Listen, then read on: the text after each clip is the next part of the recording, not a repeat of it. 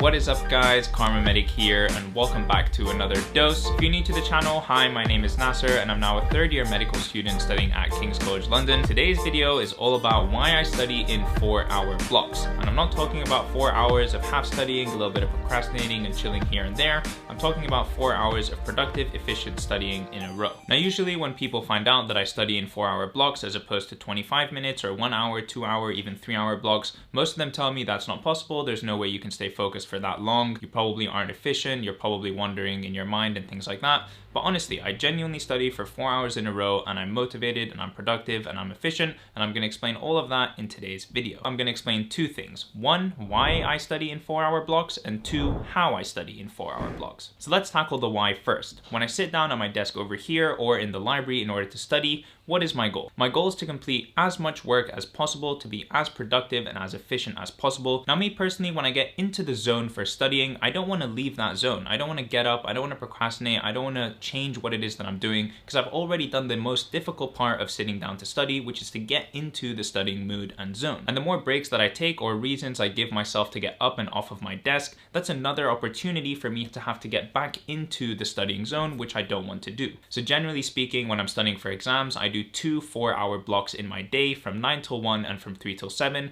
and that way I only have to enter the studying mood 2 times, once at 9 a.m. and once at 1 p.m. Now this is the main reason that I personally don't use the Pomodoro timer, because every 25 minutes it's basically giving me an excuse and encouraging me to check my phone or to chill or to get up off my desk or whatever, which is inevitably going to lead to me procrastinating and doing something for longer than just 5 minutes. One thing that I really like about my method of doing 2 4-hour blocks in my day is that I'm done pretty much all the work that I need to do by 7 p.m. Now imagine doing 8 hours of productive and useful work and also being done by 7 p.m. That leaves so much free time in order for you to do anything else that you want. That can be exercise, socializing with friends, playing video games, making YouTube videos, or basically anything. You just give yourself a lot of free time and still do lots and lots of work during the day. Now I understand obviously different studying techniques and timetables and schedules and whatever work for different people. I'm just saying, as far as maximizing efficiency, if you condense all of the work that you have to do into the beginning part of the day, that leaves a lot of hours at the end of the day for you to do whatever you want. Alright, I think I've preached long enough now about why I really like my 4-hour block method.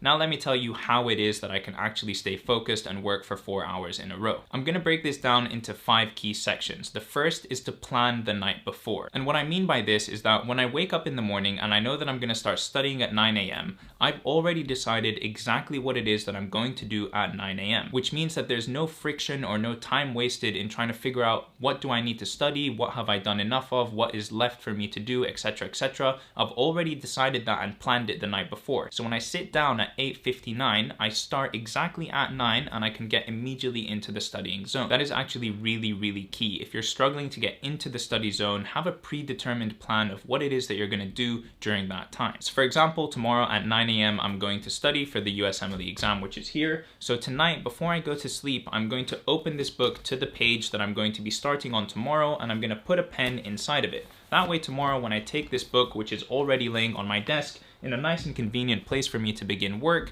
I can literally flip open to the page of exactly where I'm going to start. On top of that, you can see on my desktop over here that I'm already going to go down to the video that I'm going to watch tomorrow morning. I'm going to open it and it's going to be ready, just waiting for me to sit down, hit play, and begin work. Section number 2, don't give yourself a reason to get up and away from your desk. Before I start work at 9 a.m., I've already made my cup of coffee, I've gotten a couple of snacks, and I've organized everything around me that I will possibly need in the next 4 hours so that I can minimize the amount of times that I need to get up and out of my chair. The reason that I do this is because every time you get up and out of your chair, you're giving yourself opportunity for distraction and reason for procrastination. For example, if I go to the kitchen, I'll make myself a snack or a drink, I'll knock on my sister's door and ask her what's going on, let's have a chat.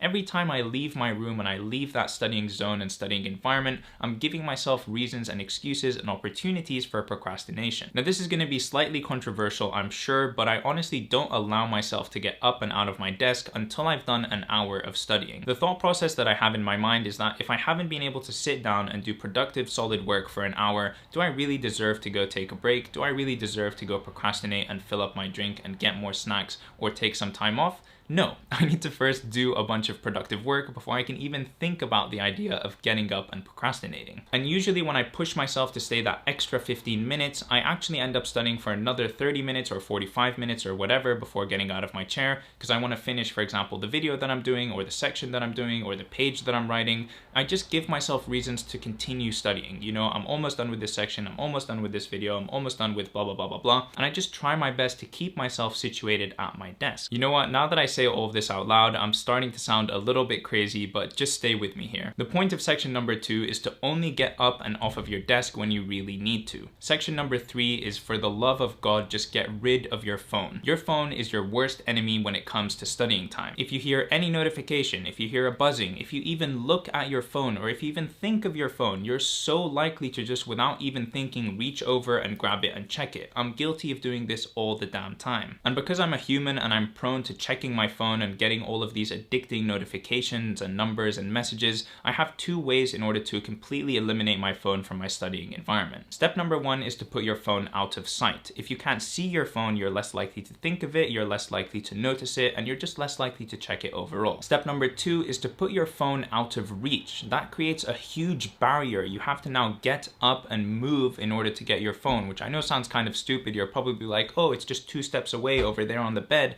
But the truth is, when you're sitting down, any extra effort or friction you give yourself in order to go check your phone, you're gonna do it less often. Wow, I've been talking a lot this video. Alright, section number 4 is about giving yourself rewards while you're studying. Genuinely, no joke, probably what gets me through studying sessions the most is the idea of rewarding myself with either something to drink or something to eat, or going out with my friends, or playing video games or whatever. Just having these rewards that I make for myself that I can only unlock once I've done a certain amount of studying. So for example, like I mentioned before, I literally don't allow myself to go get a refill of my coffee or brew a tea or anything like that until I've done at least an hour of studying. It's just now an ingrained rule in my head, like, dude, you're not gonna have coffee or more tea unless you do more work, so you better get that done first if that's what you want to do. My mentality when it comes to doing 4-hour blocks is very simple. If I work from 0 till 2 hours, well then all I have to do is do the exact same thing that I just did one more time and I'll be done with my 4-hour block. It's the same thing like when I go for a 10K run. If I run 5 kilometers in one direction away from my house, well then I kind of have to run the other 5 kilometers in the opposite direction to get back home. And that way when I sit down for a 4-hour block of studying, really all I need to focus on is getting through the next 2 hours, because once I've done 2 hours, well then I just have to repeat what I've already done and I'll be done with 4 hours. I know it sounds really simple and it sounds kind of stupid, and you guys probably think I'm crazy right now, but if I just do 2 hours of studying, then I can repeat what I've done and then I've reached my goal. Okay, and the 5th and final section is about setting standards for yourself. For me personally, once I've done a 4-hour block of studying, I know that that is something that I am now capable of. And so next time I come to studying, if I study for 3 hours or 2 hours, then I'm like, well, this isn't really as best as I can do. This isn't pushing myself to my maximum efficiency or capacity. I've done a 4-hour block before. That means that I'm capable of doing it again. And I keep up that standard and I keep studying 4-hour blocks because I know that I can reach that level of capacity and productivity. It's the same thing like once I've done a 10-kilometer run, I know that I'm capable of running 10 kilometers. And so I keep running 10 kilometers every time because now that's my new baseline. That's what I'm capable of achieving. I don't like to give myself excuses or reasons to do something at a lesser level than what I've done before. I feel like I've done it once, I'm capable of doing that, and so I can keep up that standard. Now obviously you can probably see with the slippery slope that comes along with this line of thinking, I'm not crazy, I'm not a robot. I obviously have times when I can't study for 4 hours. If I follow everything that I'm saying about 80% of the time, then I'm doing a fantastic job, because the other 20% is just real life. Things happen, things come up, you need to change and you need to be flexible. But this is my line of thinking, this is my philosophy, and this is what I try to upkeep as much as I possibly can. Okay, and that is it. I hope you guys have found this video useful. I hope you've enjoyed it, and if you did, please do leave a like on this video and subscribe to my channel to see more content from me in the future. If you have any tips for how you like to study or know something that works very well for you and would like to share it with the rest of the community, please do so in a comment down below. I love reading and replying to all of your comments. And that is it for me. I will see you guys in the next video. Peace.